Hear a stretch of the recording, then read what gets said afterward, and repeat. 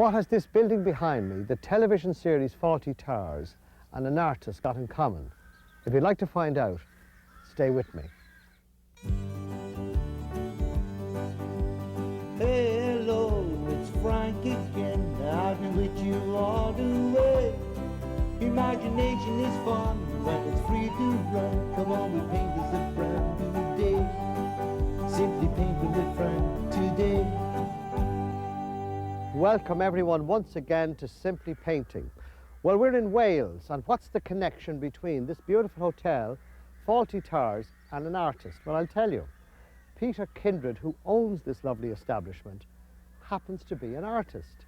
And also he happened to be the set designer for Fawlty Towers. So there. So I'm going over here to meet Peter now. He tells me that he was going out this morning to paint the hotel. I thought you meant the doors and windows, Peter. It's wonderful. I'm going to have to ask your advice.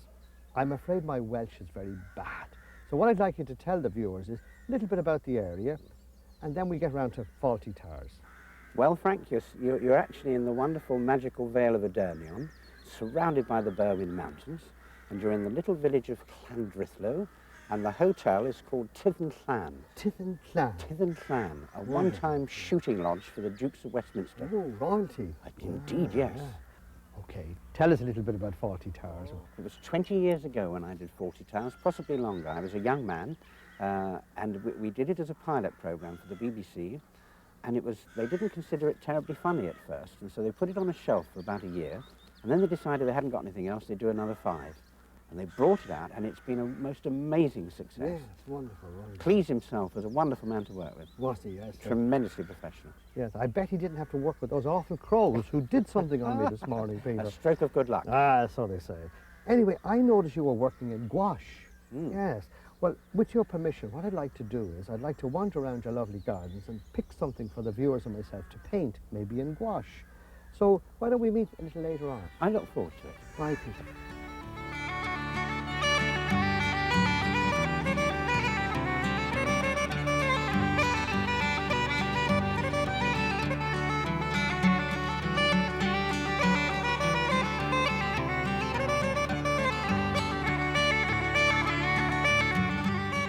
Well, I think we found it. We've wandered around the grounds. We found the entrance to the hotel. There's a gateway. There's a nice tree on one side. In the background, we can just make out a distant church. We can paint a portrait or landscape. So I'm going to make a sketch. I found a little chair here as well. I'm going to make the sketch, and then you and I will come back together to my studio and we'll paint it. So why don't we do that?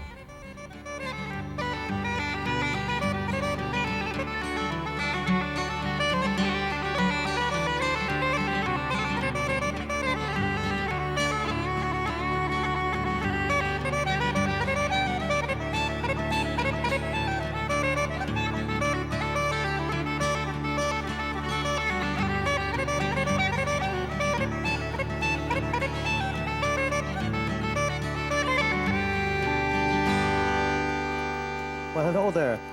I was just searching for the little sketch we made of the picture, but unfortunately I can't find it. Anyway, it doesn't matter. I do that all the time. I've got the picture painted anyway. But before we get to that, let's get on about the materials we're going to need.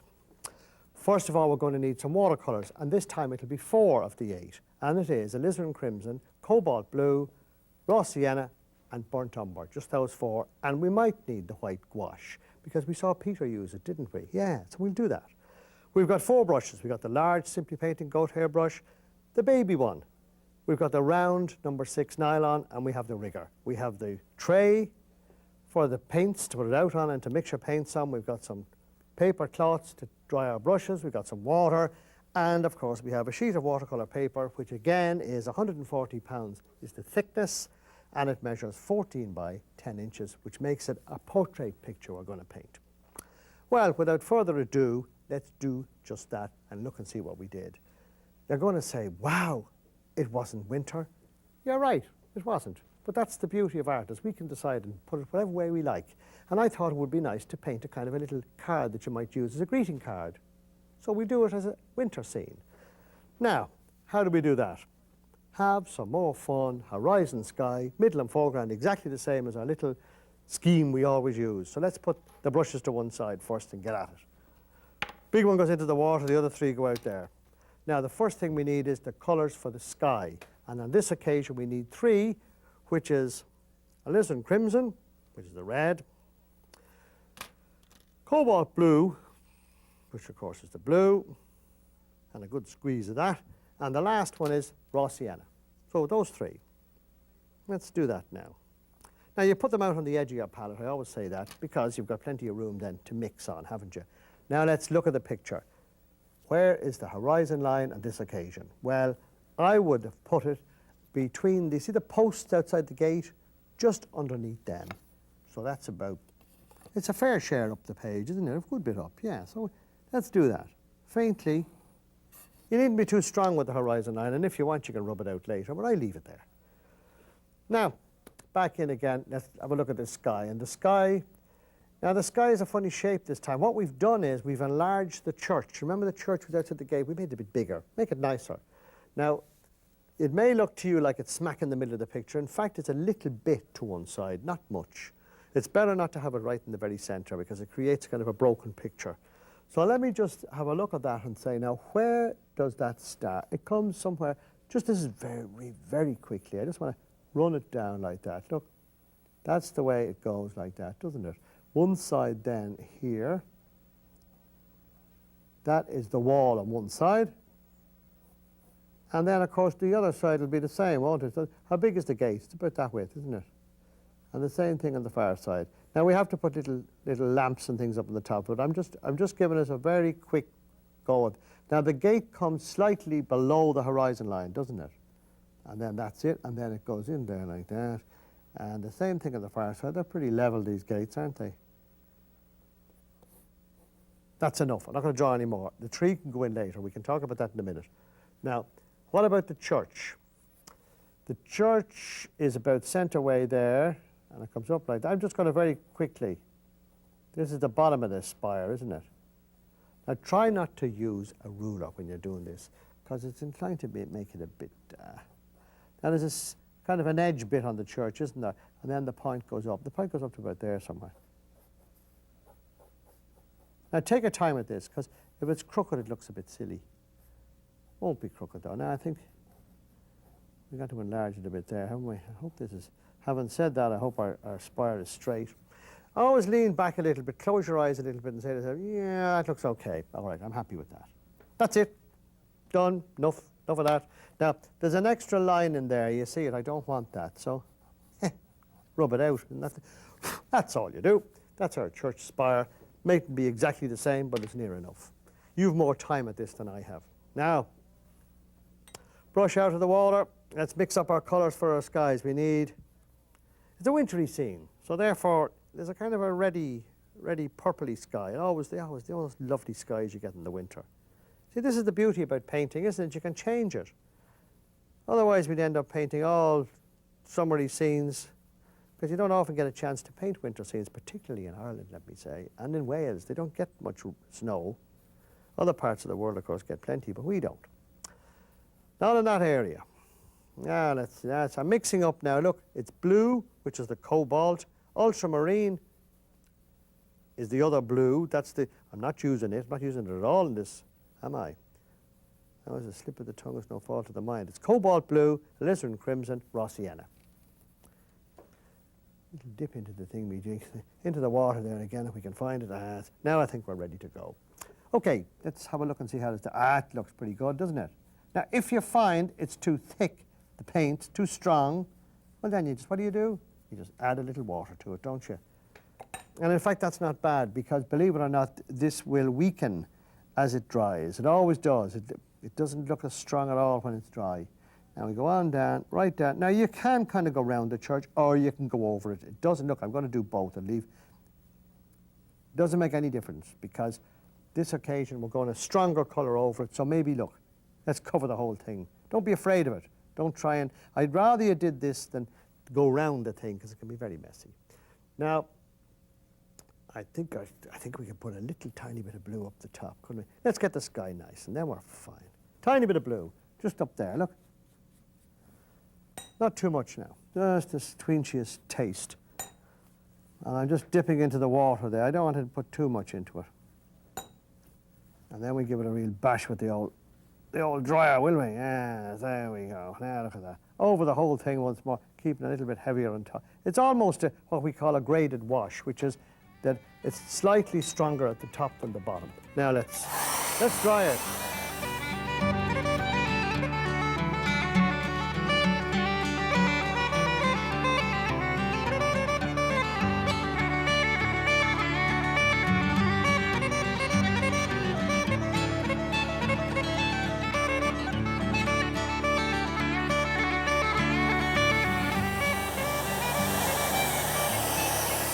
Now we're giving it a real good dry, because that takes quite a bit of drying actually. And also a little thing to be careful with.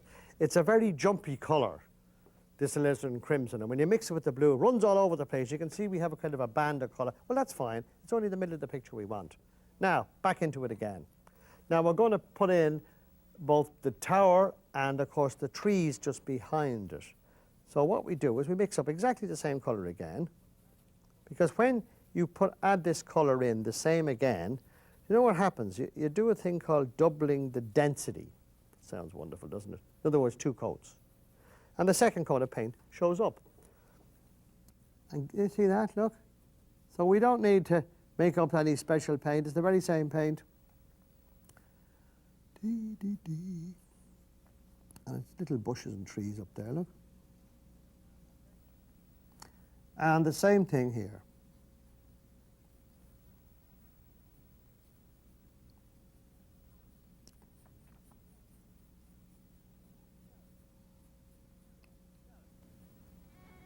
Now let's dry that.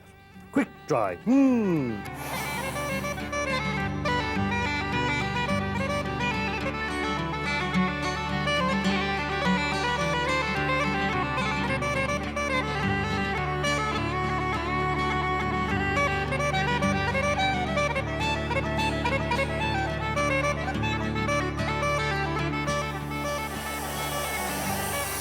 I think we've given that enough drying. Now you see what we've done, we've created a kind of a mottledy effect, so it looks like now that the trees are going back and forward. They're all different shades and colours.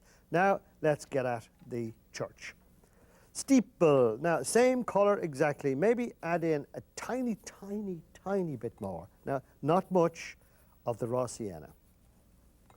Get a good inky colour mixed up and off we go. Start from the top. Now, I'm just going to do something. Look, I'm going to go over here and just check this paint to make sure that it's okay. That's on my little spare piece of paper, which I always have to one side. And I advise you do the same. Now, it does not have to be watercolour paper. It can be any paper you like. But it's better if you use watercolour. That's all I say to you. But if you don't want to go to the expense of using a good piece of watercolour paper, well, then use anything you like. I don't care what it is. Now, look, I'm just drawing in the church. See it? We'll shade it in a minute. That famous word shading. You know what that is. Now you see that? Isn't that nice? Now one thing we got to do more is just let's go over this little part here just a little bit again. That's the side of the church. And just very, very lightly down the side of the steeple. So it gives the impression, and then we got a nice little bit of a turret or something sticking up there. Now, isn't that nice? Lovely. Dropping things all over the place here, haven't I? Where's that hairdryer gone? There it is. Oh, good.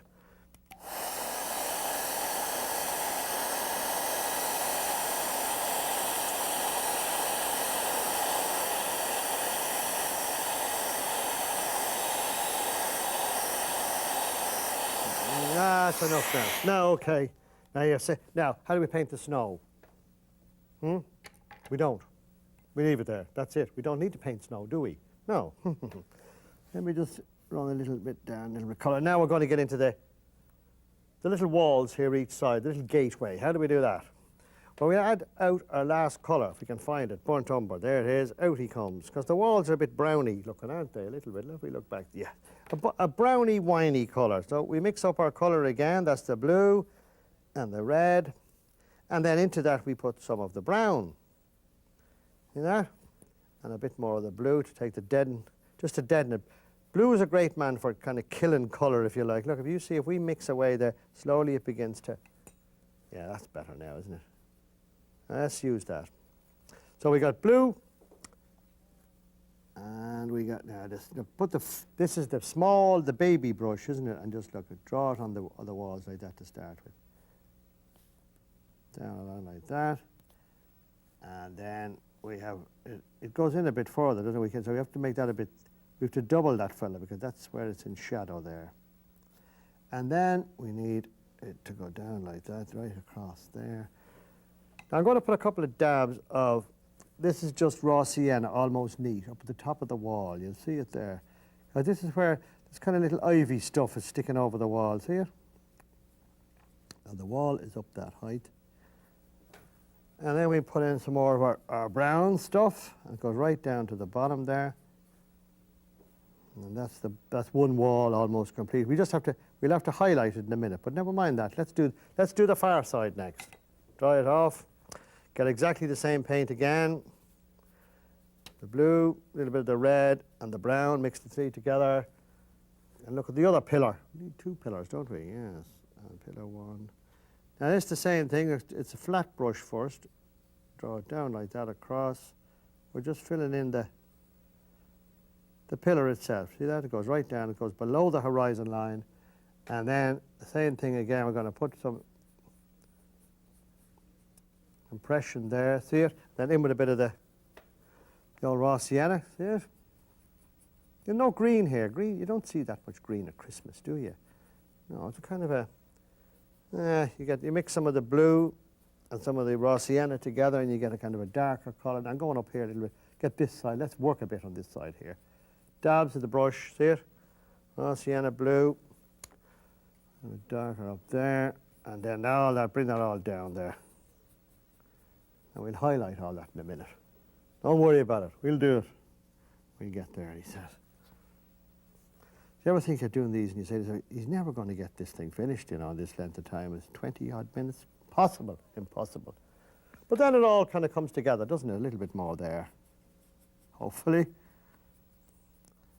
Pride rides for a fall, they say, so I want to be careful what I'm saying. Now, there's the other side. Right. Small brush now, the wee fella, because I'm going to just put in a couple of little trees here. And I need the burnt umber and a little bit of the raw sienna. I got 3-1.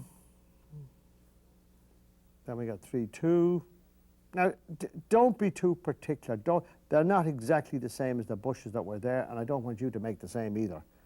Just once it's near enough. Well, it's another. Oh, that one has a bit of a Y in it there. Let's give it that, a bit of a. And then the last one comes up this way, somewhere up there. Now you notice that I'm using the burnt umber and the raw sienna mixed, and I'm lifting the brush upwards and off the page. See that? Now I can go out there a little bit out there. Oftentimes your second attempts with these trees are better than your first, and often the other way around, but we'll know shortly. Now I think that's enough of that. Now let's look at, now what's our major things here? Well, first of all, we got some nice little, these are little posts in the field. You see them there? We go 1. You can leave out bits of white. See that? That's 1. Make them a bit buckety too. You know the way that the sheep knock them down and one thing and another. They don't. And then the last one is kind of there somewhere. And then they have a little kind of a wee bit of a fence between them, haven't they? Yeah. Now, a really dark edge on them because, as I say, that's where the... See that? Oh, I didn't finish the rope off. There we go. Now we're gone. Now, let's get into the... I'm leaving the big tree to last, haven't I? Yeah, the best wine to last, they say. So let's put in our shadows now. Now, this is ultramarine blue. Why do I keep saying that? That's the second time I've called cobalt blue ultramarine. It's cobalt blue and the mixture of burnt umber, and that gives us a grand dark shade. See that? And then it's down there as well, isn't it? Down this wall, yes, because that's the other side of it. And what's next? What next, he says? Well, the next thing is, with the baby brush, we're going to start working on this tree. Do you see it? That's a smasher, isn't it? Good big tree. That's what attracted my attention to this when we walked around the garden and said, where are you going to paint? Now, I hate to kind of kill all that, so I'm going to go up a little bit differently here. I'm going to Go up it that way with the tree, see it? Like it doesn't have to, don't do it exactly the same every time. If it fits in a little better, don't do it that way. I think that's a nicer angle for the tree this time now. You probably say no it isn't, but I think it is. How's that now? Now we're going off up into the sky. Don't be afraid to do this. It's amazing the number of people that are terrified. They say, oh no, I've got to ruin the picture, you know. Of course you're not. And we can thicken up the tree. Tree must always be thick enough to hold up all these branches we're going to put onto it. There won't be many leaves at the moment, but there could be some snow, which I think there is now. Up there, and this one fella goes up there. Now let's get our middle-sized brush. This is the number 6 round. This is our next fella for branches and things. Our branch brush, look at that. Now we can go across everything. That's fine. Now, is that a bit straight looking? I close my eyes and think, it is a little bit. So let's start adding in some kind of buckety, you know? Buckety things. And the other thing about the buckety things is that this side of the tree is darker, isn't it? You know, down there, that's the dark side of the dark side of the moon, he says. And we can put a little branch out of it there. Look at that. Now, there was another branch come out of the other side there. Let's put him in. And he came out here somewhere.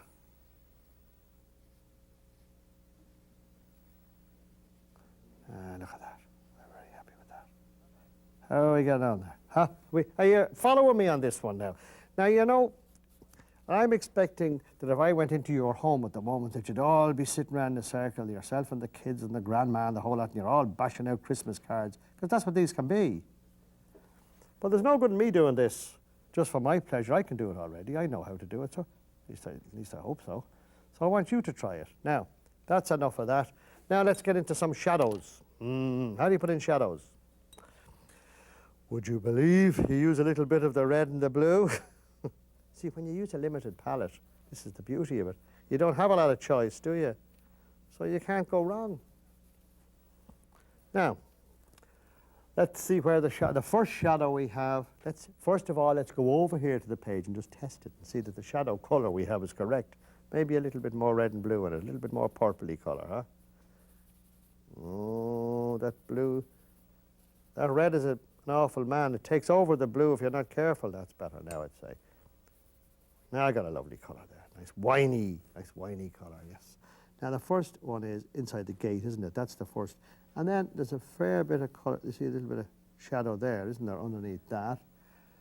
Then we have the tree itself. There's a nice bit of shadow there. See that? Look, isn't that lovely? And then we have this great big shadow. Because believe it or not, there's another tree over here, isn't there? And we can create an impression of going up and down. You see that? By putting in these lovely shadows. You know what I mean by that? That the ground undulates. Is that the word? Goes up and down, yes. Undulate, whatever you like to call it. I don't mind. Call it what you like. You're picky. A little bit underneath there. Now, remember I said that Peter Kindred used gouache, didn't he? Yeah, well, I'm going to do the very same. But we're going to do it a different way, slightly, very slightly. What we're going to do is we're going to use our middle brush, which is the number 6 round nylon, and we are going to put on some snow on this whole thing. Look, we're going to dip it on the tree. See that? And the same thing there. In between all the, you know, the little branches where the snow would be held. You see that? Look, another bit there. Now you can carry on with this. You can do more of this when I'm not here, he says. And maybe a bit of snow there and there. Now I've got 1 or 2 more things to do. Do you notice there's a pathway? Did you see that? How would you do that? Well, look at little strokes of the brush like that, and the other one kind of comes around the tree, doesn't it? This is the way into the hotel, isn't it? That's all. Now, next. What's next? They're probably all howling. The bird, this bird of ours.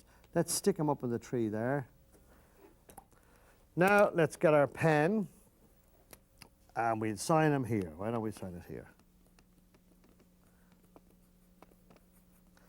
And then we get our little mount, and we say to you, that, as we say in Ireland, Slán Lat, which means goodbye from Frank Clarke. Until we meet again, you try this out and have some more fun.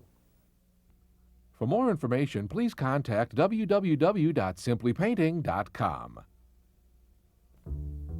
Slán Lat to you, my friends, until we meet again somewhere. Send a card or two, I'll be thinking of you, and I'll be hoping we'll be back real soon. But until then, let me say, my friends, the pleasure was all the way. And if heart's on your mind, I'm not hard to find, sure we can do it again one day. Simply painting with Frank today.